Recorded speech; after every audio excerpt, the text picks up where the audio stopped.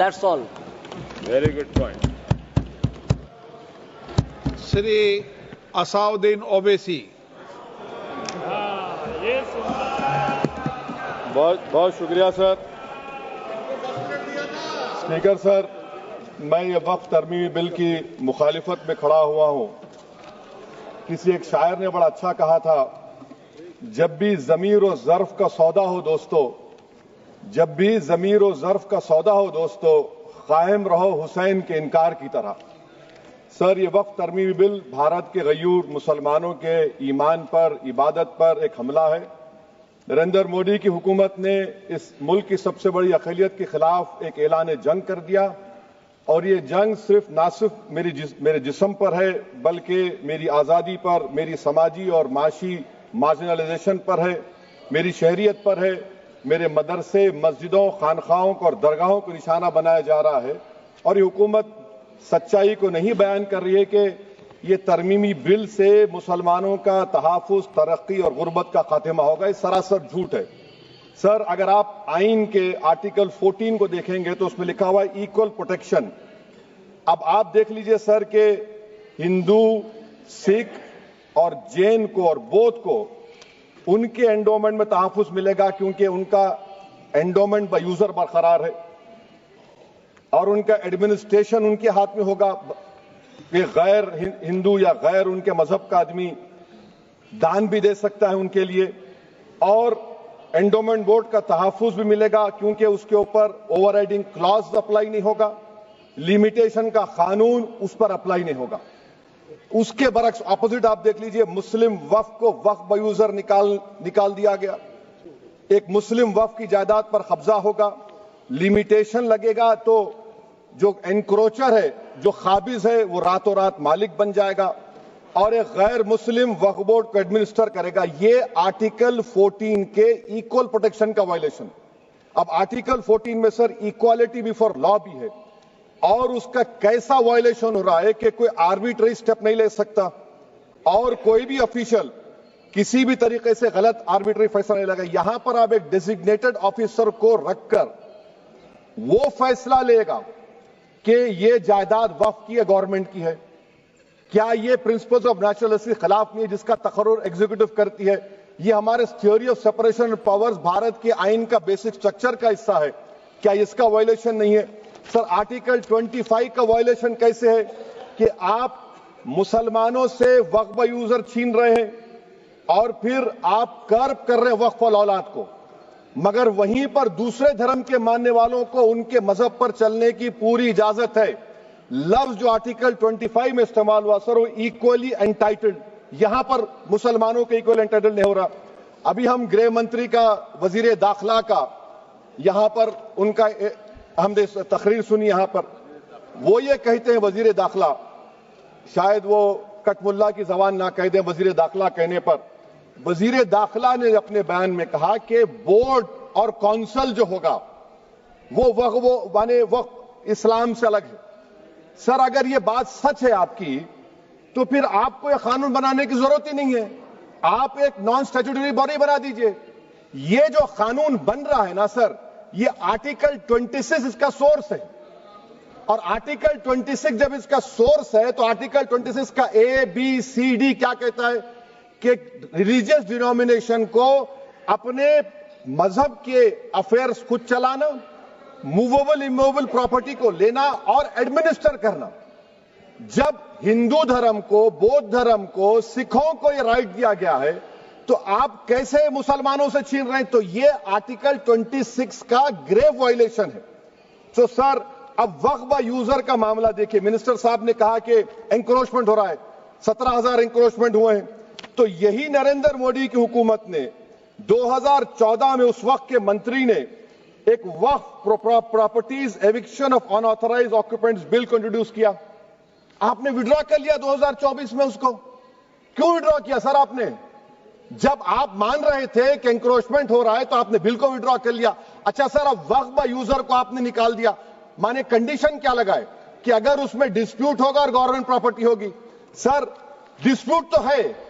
मिसाल के तौर पर मोहिबुल्लाह साहब जिस मस्जिद के इमाम हैं, पार्लियामेंट के सामने मस्जिद है सर, 123 प्रॉपर्टीज में मस्जिद है, डिस्प्यूट चल रहा है।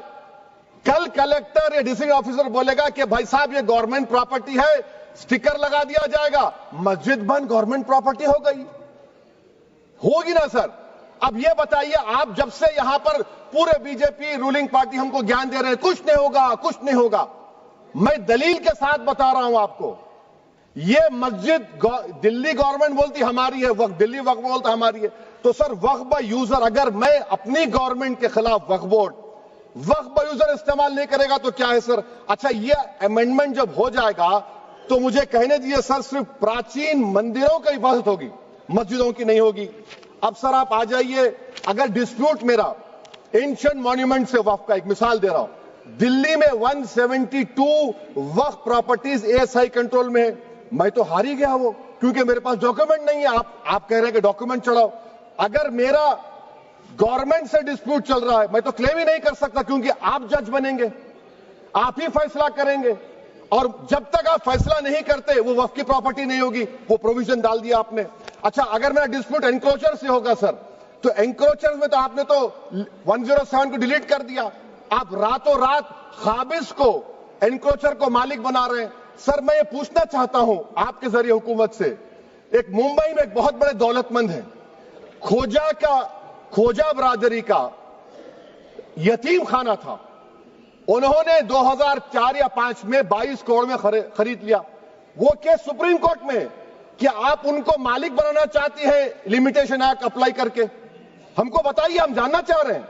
और सच्चर कमेटी ने सर 2007 में कहा कि दिल्ली के 123 प्रॉपर्टीज की मार्केट वैल्यू 6000 करोड़ की। आज हम 2025 में आ गए, क्यों आप उन प्रॉपर्टीज के खिलाफ पड़े हुए? 1976 में उस वक्त के वजीर आजम इंदिरा गांधी लेटर लिखा, इसको आप दे दीजिए, मगर आप उसको मानने को तैयार नहीं है। तो सर और एक जो झूठ फैलाया जा रहा है, management, empowerment, efficient development. Sir this bill takes any management from the hands of Muslims, disempowers the waqf in comparison to any other stakeholder, takes away the efficiency of administration and hampers development. Waqf disempowerment in the name of efficiency, inefficiency is being created. The progress of development from pre-independence till today sought to be destroyed. Sir अभी हमारे home minister साहब ने फजल पुकाया case का जिक्र किया। Sir मैं आपसे गुजारिश करूंगा कि होम मिनिस्टर जरा अच्छे लोगों को रखकर इंफॉर्मेशन ले। फजल पुकाया का ऑबिटर क्या है? इट इज ऑबिटर, वो रेशियो डिसेंडेंटाई नहीं है जो आपने कहा है। अच्छा सर, शेड्यूल ट्राइब के बारे में कहा, क्या शेड्यूल ट्राइब में मुसलमान नहीं होते? शेड्यूल कास्ट में नहीं होता मुसलमान, शेड्यूल ट्राइब में मुसलमान होता। तो क्या आर्टिकल 25 मेरा चला गया, आर्टिकल 26 चला गया, आर्टिकल 14 चला गया, 15 चला गया, 29 चला गया? लक्षद्वीप का एक मुसलमान एमपी है, क्या उसको राइट नहीं है क्योंकि ट्राइबल है? क्या कह रहे हैं आप? इस ऐवान को क्यों गुमराह कर रहे हैं आप शेड्यूल ट्राइब के नाम पर?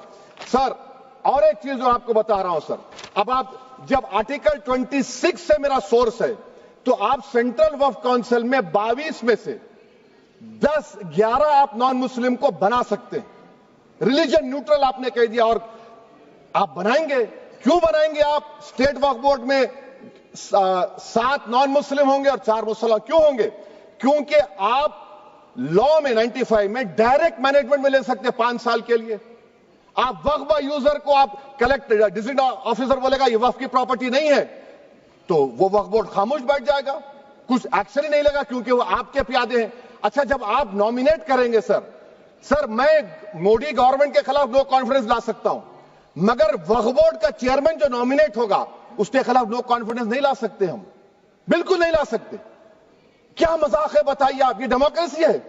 नॉमिनेट भी स्टेट गवर्नमेंट करेगी, वो अगर डिक्टेटर बन जाएगा जैसा आज भारत में हो रहा है, तो वो भी नहीं हटेगा।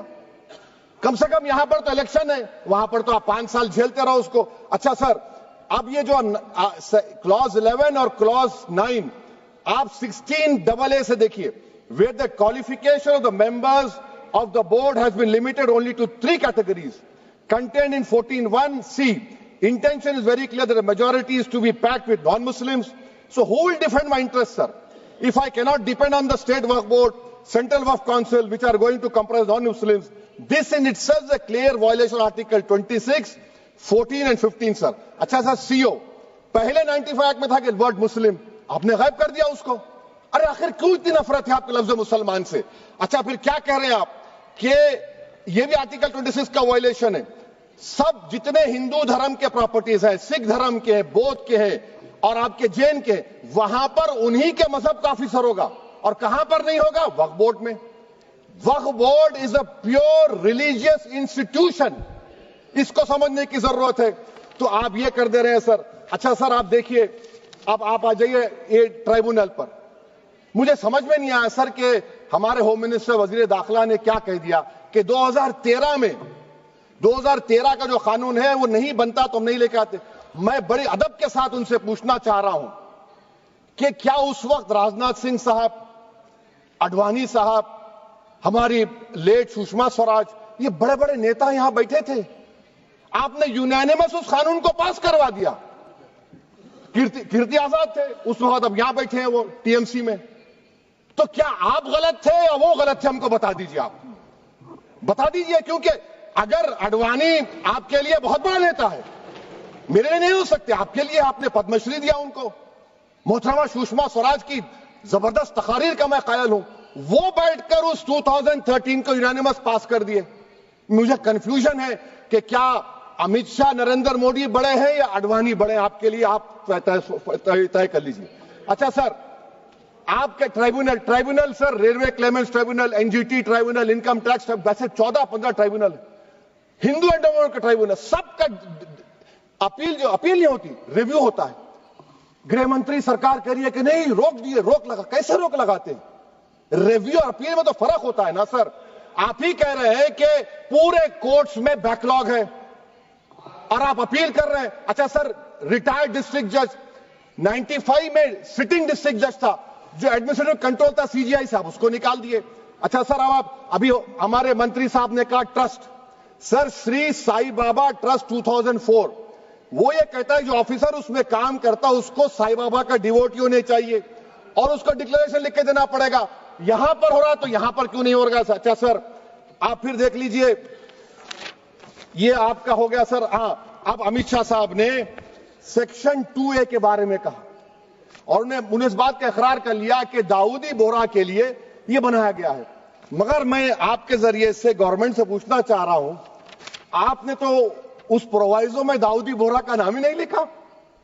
आपने उनको भी थैंक यू कर दिया, उनका नाम क्यों नहीं लिखा आपने? और सर, और गवर्नमेंट क्या कर रही है? आप मुस्लिम समाज में जो बेकार किस्म के लोग हैं उनको एक रास्ता बना रहे हैं, एग्जिट दिखा रहे हैं कि तुम्हें वक्त से बचना है तो तुम्हें ट्रस्ट बना लो। ये क्या कर रहे हैं सर आप? कम से कम उन दाऊदी बोहरा को आप दे देते। अच्छा sir, clause 3V section 36 clause 18 देख लीजिए। Oral Waqf, oral appointment has sought to be discontinued even though it is recognized practice in Islam. Muslim personal laws recognize oral waqf and 1937 Shariat Application Act. Sir आप clause 3(9) पर आ जाइए। 5 साल के लिए मुसलमान। मैं किरण रिजिजू से पूछना चाहता हूं, सर दाढ़ी रखे तो मुसलमान प्रैक्टिसिंग है या क्लीन शेव आपकी तरह है? तो बताइए हमको, प्रैक्टिसिंग क्या होगा? अच्छा, किसी को पकड़ के मॉब लिंच कर दिया और बोले कि JSR का नारा लगाया, और वो JSR का नारा लगाया तो क्या मुसलमान रहेगा? नहीं रहेगा। या फिर देश के प्रधानमंत्री ने कहा था कपड़े देखकर पहचानो, तो क्या कपड़े देखकर आप कह देंगे? अच्छा, अगर कोई क्रिश्चियन हिंदू धर्म कबूल करता है तो क्या वो मंदिर को दे सकता प्रॉपर्टी? फिर भारत के संविधान में आर्टिकल 300 क्यों है सर? राइट टू इक्वालिटी क्यों है? फ्रीडम ऑफ रिलीजन क्यों है? 5 साल कहां से लाएंगे? अच्छा सर, और एक चीज सर, और एक चीज मैं आपको बोल के खत्म कर दूंगा सर। इस बिल में वक्फ औलाद का सर, इसमें आप देखिए clause 4(3)(2), the creation of waqf al-awlad shall not result in denial of inherent rights to heirs, including women heirs or the waqif or any other right of person. Sir, ये article 25 का violation है, शरीयत application act 37 का violation, article 300A का violation है। अच्छा, हिंदू धर्म में सेल्फ एक्वायर्ड प्रॉपर्टी को एक हिंदू, अब उसके फर्ज के 2 बच्चे हैं, वो एक को अपनी पूरी दौलत दे सकता है, कोई रोक टोक नहीं है। वो कहेगा नहीं मैं घर के बच्चों को नहीं दूंगा, मोहल्ले के गरीब को दे दूंगा, वो भी कोई रोक टोक नहीं है। वहां पर आपको बच्चों की फिक्र नहीं है। जब मैं अपनी प्रॉपर्टी को अल्लाह को मालिक बनाकर दे रहा हूं, आप कह रहे बच्चियों की फिक्र नहीं है। इतनी मोहब्बत आप बिल्किस बानो से दिखा देते तो आपके लिए दुआएं देती आपके लिए। तो सर आप दूसरी बात आप देख लीजिए सर, आखिरी बात कहकर मैं अपनी बात को मुकम्मल कर रहा हूं सर। नहीं खैर मैं मुकम्मल कर रहा हूं। स्पीकर साहब बहुत टाइम दे दिए। सर आप देखिए, इसमें अमित शाह साहब बोले कि इतनी प्रॉपर्टीज का कब्जा हुआ, चोरी हुई, ये हुआ।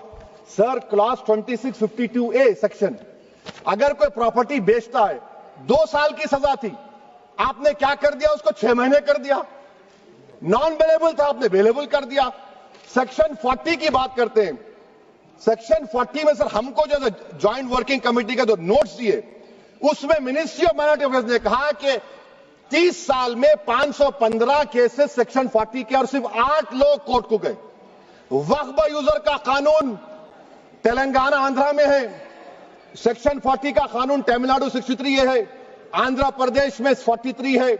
और सर आप डायरेक्शन दे रहे हैं। अच्छा क्लॉज 4218B देखिए सर, आप रूल बना रहे हैं, कोऑपरेटिव फेडरलिज्म के खिलाफ है, इतना रूल बना रहे हैं। और आखिर में सर मैं आपको बताना चाह रहा हूं स्पीकर साहब, ये बिल का मकसद सिर्फ मुसलमानों को जलील और रुस्वा करना है, मुसलमानों को दूसरे दर्जे का शहरी बनाने का इनका मकसद है। सर अगर आप हिस्ट्री को पढ़ेंगे तो महात्मा गांधी उस वक्त के व्हाइट अफ्रीका में सफेद फार्म अफ्रीका के कानून को महात्मा गांधी ने कहा था कि ये मेरा कॉन्शियंस इसको मानता नहीं है, मैं इस कानून को कबूल नहीं करता हूं। तो महात्मा गांधी ने क्या किया, उन्होंने उस कानून को फाड़ दिया। तो मैं गांधी की तरह इस कानून को फाड़ता हूं। ये अनकॉन्स्टिट्यूशनल है सर। इस देश में झगड़े पैदा करने का काम बीजेपी करना चाहती है मस्जिद और मंदिर के नाम पर, इसीलिए मैं इसका कंडेम करता हूं। और मैं आपसे गुजारिश करता हूं कि मैंने अपने 10 अमेंडमेंट दी है, आप इसको कबूल करिए सर, मुझे बोलने का मौका दीजिए और उस पर डिवीजन का मैं डिमांड भी करूंगा। Thank you sir.